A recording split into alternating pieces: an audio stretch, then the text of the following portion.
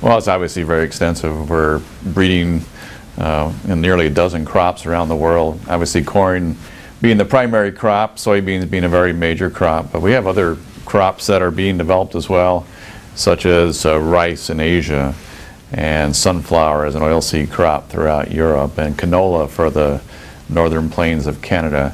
So each of those has a robust pipeline of products coming through. You know, on the trait side, also a growing pipeline of things that we anticipate coming down in the next 5 to 10 years. In corn, we have projects going to put together the Optum Acre Max products, which are the refuge and the bag products, and starting to combine multiple modes of insect resistance. We're also working on developing new modes of insect resistance to supplement or replace some of the older modes as time moves on, and obviously that's becoming a more important situation. Also looking at a number of agronomic traits. Drought tolerance is certainly something that we think is really important. As we look forward into the future, as the climate continues to change, we would anticipate that we'd have more erratic weather patterns, and certainly some of the growers in the drier zones are going to have less water to use. So we're trying to develop hybrids that tolerate or yield just as well with less water utilization. On the soybean side, a lot of things going on there as well. We have Plenish High Oleic moving towards market. We'll probably have a limited launch next in 2012, and the end users are very excited about that oil. It's a better, healthier oil that doesn't require hydrogenation. We're also working on a number of other projects in soybean as well, such as Chinese soybean aphid tolerance, Asian soybean rust tolerance, lepidopteran resistance, just a number of projects in a lot of different areas.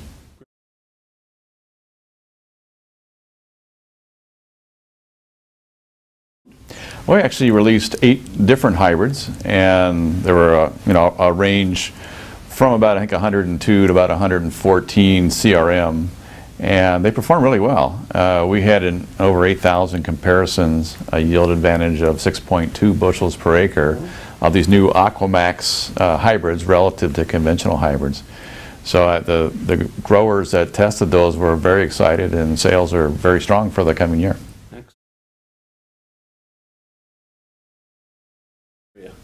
Well, we are taking a multi-pronged approach to drought. So we talked about Aquamax, and Aquamax is really about utilizing native traits and utilizing our accelerated yield technology and marker technologies really to combine those native traits together to provide better drought-tolerant solutions. But we also have biotechnology approaches, targeting genes that would impact drought tolerance at different stages of the life cycle. And of course, drought's complex. It's not just a single event, a single cause at a single time in the plant's life. It can be caused by water stress, be caused by heat stress.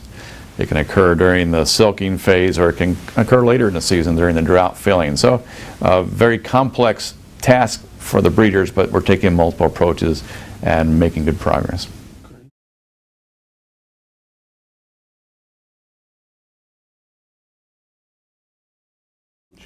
It has been a challenge.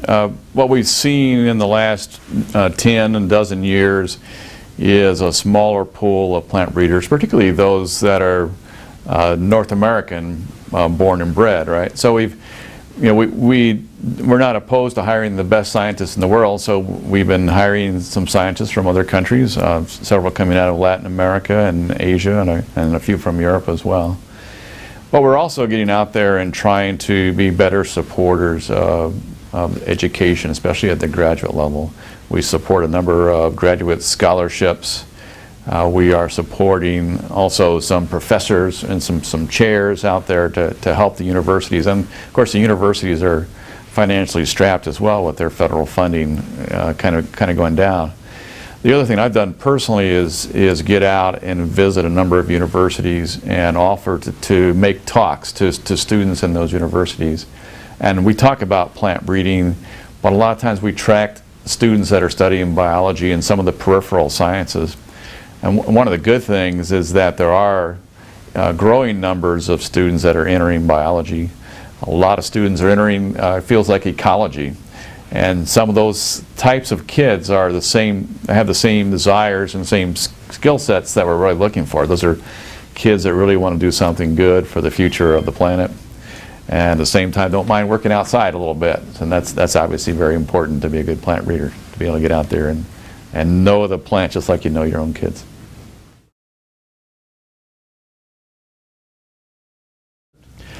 But we have on the issue of trying to get more folks going into plant breeding studies. There are a number of organizations that are working that issue. There's a group called Seesaw, which I am also participating in, and it has a number of members from the different research societies like the Phytopathology Society and the Agronomy Society and the Entomology Society, really working together to come up with solutions for that. There's another organization I work with called CAST.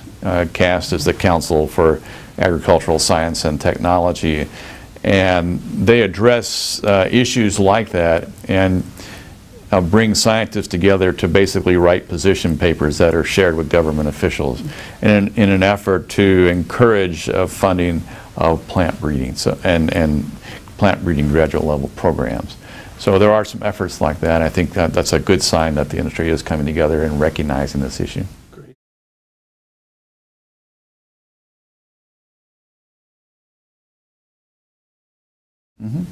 Now, these new patents are on, they're for varietal improvements of soybeans, and they're targeted towards Canada. So we have, for the first time, a number of new patents that will help protect the soybean varieties that we're commercializing for Canada.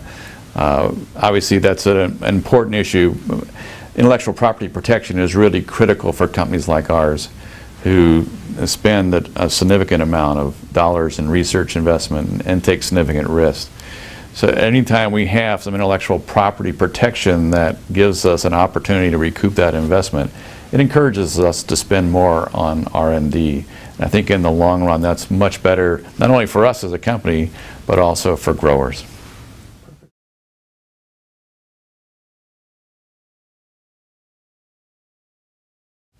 Well, collaborations are very important today. We have more than 1,000 collaborations currently with lots of organizations around the world, both public and private. You know, what we're trying to do with our program to stay out in the leading edge is be very close to customers and really understand those customer needs. And you might have heard our slogan of right product, right acre. And that really means developing products that are specifically designed for geographic regions that are relatively small, rather than a more historical approach of trying to find a couple of hybrids or varieties that cross from coast to coast across the maturity zone in the country. So that's the strategy that we've been taking. We've aligned our sales force around that strategy. We've taken a lot of leaders in our research organization and moved them out into regions and away from a centralized control focus that we might have had 10 or 15 years ago. And at the same time, we continue to invest. We've been continuing to invest throughout the downturn in the economy and really double-digit growth for the past 4 or 5 years to address both issues in the U.S.